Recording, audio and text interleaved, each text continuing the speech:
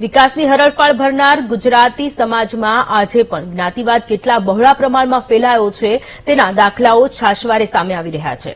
ત્યારે આઝાદીના અમૃતકાળમાં પણ દલિત સમાજે પોલીસ સંરક્ષણમાં લગ્નવિધિ કરવી પડે છે તેનું વધુ એક ઉદાહરણ સામે આવ્યું। અમદાવાદના દેત્રોજના ડાંગરવા ગામે દલિત દીકરીના લગ્ન પોલીસ પ્રોટેક્શન સાથે સંપન્ન થયા। રવિવારે કાળાભાઈ મકવાણાની દીકરી સંગીતાની જાન અમદાવાદના બાપુનગર વિસ્તારમાંથી આવી હતી।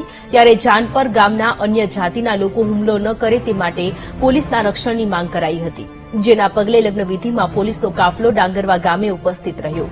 મહત્વનું છે કે ભૂતકાળમાં ડાંગરવા ગામે દલિત સમાજના વરઘોડા અને જાન પર હુમલાઓ થયાની ઘટનાઓ બની ચૂકી છે।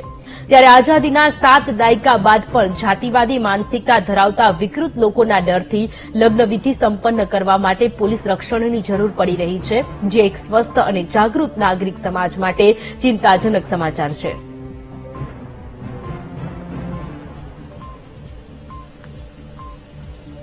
તો દીકરીના પિતા કાળાભાઈ મકવાણા આપણી સાથે જોડાયેલા છે। કાળાભાઈ, દીકરીના લગ્ન હતા અને પોલીસ પ્રોટેક્શન સાથે જાન આવી અને દીકરીના લગ્ન સંપન્ન થયા, પરંતુ આ ખૂબ દુઃખદ વાત છે કે આપણે અત્યારે 21મી સદીમાં જીવી રહ્યા છીએ અને હજુ પણ દલિત સમાજના દીકરા દીકરીઓના લગ્ન માટે પોલીસ પ્રોટેક્શનની આપણને જરૂર પડી રહી છે।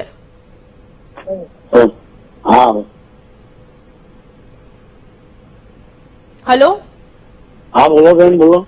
જી, હું એ વાત કરી રહી છું કે આપણે 21મી સદીમાં જીવી રહ્યા છે અને હજુ પણ જ્ઞાતિવાદ આપણા દેશમાં, આપણા ગુજરાતમાં જોવા મળી રહી છે, કારણ કે આપની દીકરીના લગ્ન હતા, બાપુનગરથી જાન આવી અને પોલીસ પ્રોટેક્શનની સાથે આ જાન આપના ઘરે આવી અને દીકરીના લગ્ન સંપન્ન થયા। ખૂબ દુઃખદ બાબત છે કે આપણે 21મી સદીમાં આપણા જ્ઞાતિવાદથી આપણે ઝઝુમી રહ્યા છીએ।